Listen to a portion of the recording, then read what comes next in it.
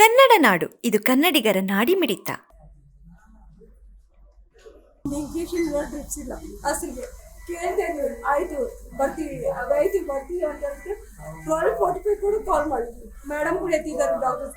ಇಲ್ಲಿ ನೋಡು ಯಾರು ಏನು ಪ್ರಿಕಾಷನ್ ಕೊಟ್ಟಿಲ್ಲ. ಏಪ್ರಿಲ್ 9ನೇ ತಾರೀಕು ಅಡ್ಮಿಂಟ್ ಆಗಿದ್ದೀವಿ ಸರ್. ಏಪ್ರಿಲ್ 17ನೇ ತಾರೀಕು ಸರ್ಜರಿ ನಡೆದಿದೆ ಸರ್. ಸರ್ಜರಿ ನಡೆಯುವಾಗ ಎಲ್ಲ ದೊಡ್ಡ ದೊಡ್ಡ ಡಾಕ್ಟರ್ಸ್ ಒಪಿನಿಯನ್ ತಗೊಂಡಿದ್ದೀವಿ ಸರ್.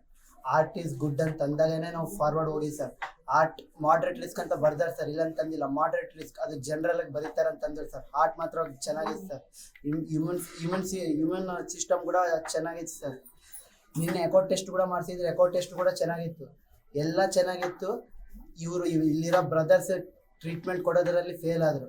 ಇವ್ರು ಏನಂದ್ರೆ ನಮಗೆ ಗುರ್ತು ಮಾಡಬೇಕಾಗಿತ್ತು, ಇಂಜೆಕ್ಷನ್ ಕೊಡೋದು ನಮ್ಗೆ ಗುರ್ತು ಮಾಡಬೇಕಾಗಿತ್ತು, ಮೆಡಿಸನ್ ಕೊಡೋದು ನಾವು ಮರ್ತೋಗಿರ್ತೀವಿ ಅಂತಾರ.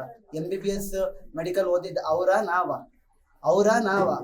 ಅವ್ರು ಓದಾರ, ಅವ್ರಿಗೆ ಗೊತ್ತಿರ್ತೈತೆ ಯಾವ ಮೆಡಿಸನ್ ಹಾಕ್ತಾವೆ, ಯಾವ ಮೆಡಿಸನ್ ಹಾಕಾಕತ್ತಾರ, ಯಾವ ಮೆಡಿಸನ್ ಇಲ್ಲ ಅಂತೇಳಿ.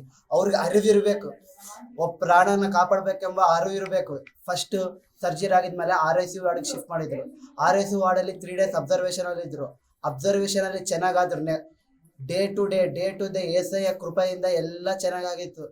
ವಿತೌಟ್ ವೆಂಟಿಲೇಷನ್ ಸಪೋರ್ಟ್ ಇದ್ರು, ವಿತೌಟ್ ಟೇಕಿಂಗ್ ಆಕ್ಸಿಜನ್. ಅವ್ರು ಹಂಗೆ ಚೆನ್ನಾಗಿದ್ರು, ಚೆನ್ನಾಗಿ ಬ್ರೀತ್ ಮಾಡ್ತಿದ್ರು, ಚೆನ್ನಾಗಿದ್ರು. ಅಲ್ಲಿ ಚೆನ್ನಾಗಿ ಆಗೈತಂತೇಳಿ SICU ವಾರ್ಡಿಗೆ ಶಿಫ್ಟ್ ಮಾಡಿದ್ರು. SICU ವಾರ್ಡ್ ಯಾವಾಗ ಶಿಫ್ಟ್ ಮಾಡಿದ್ರು ಒಂದು 2 days 3 days ಚೆನ್ನಾಗಿದ್ರು. ದರಿದ್ರ ಅವ್ರ ನರ ಸಿಕ್ಕಿಲ್ಲ, ಕೆಳಗಿಂದ ಮೇಲೆ ತನಕ ಇರೋ ಬಾಡಿಯಲ್ಲಿ ಒಂದು ನರ ಸಿಕ್ಕಿಲ್ಲ ಅಂತ ಅವ್ರಿಗೆ.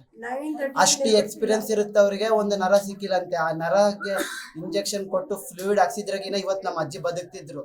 ಅವ್ರು ಮಾಡಿದ ನಿರ್ಲಕ್ಷ್ಯದಿಂದ ನಮ್ಮ ಅಜ್ಜಿ ಪ್ರಾಣ ಹೋಯ್ತು.